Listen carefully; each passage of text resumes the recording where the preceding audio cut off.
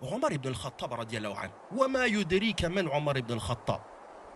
Omar ibn al-Khattab voulait tuer le prophète Mohammed sallallahu alayhi wa sallam.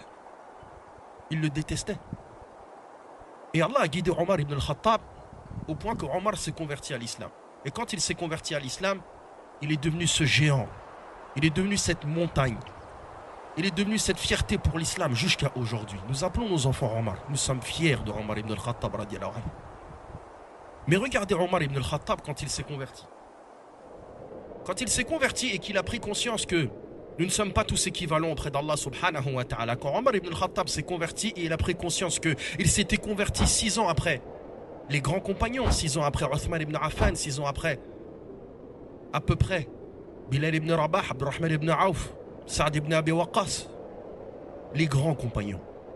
Quand il a fallu rentrer en concurrence avec quelqu'un, Omar ibn al-Khattab n'est pas rentré en concurrence avec Othman ibn Affan. Othman a épousé 2 filles du prophète alayhi salatu wassalam. 2 filles du prophète alayhi salatu wassalam. Quand il a fallu rentrer en concurrence, il n'est pas rentré en concurrence avec Ali ibn Abi Talib radiallahu anhu, qui a épousé 1 fille du prophète alayhi salatu wassalam. Et vous savez qui est Ali ibn Abi Talib.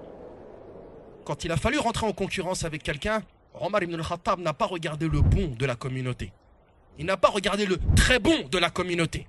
Il a regardé qui est le meilleur de cette communauté pour que je rentre en concurrence avec lui.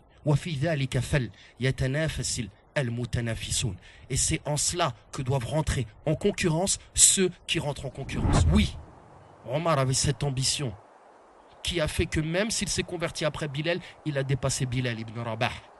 Même s'il s'est converti après Saad ibn Abi Waqqas, il a dépassé Saad ibn Abi Waqqas.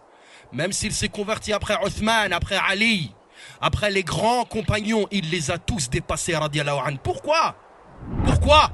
Une des plus grandes choses qu'il y avait dans le cœur de Omar ibn al-Khattab, c'était cette ambition d'être non pas parmi les meilleurs, mais d'être le meilleur de cette communauté. Certes, il n'a pas rattrapé Abu Bakr, mais qui ne voudrait pas être à la place de Omar ibn al-Khattab radiallahu anhu en étant le 2e de la communauté?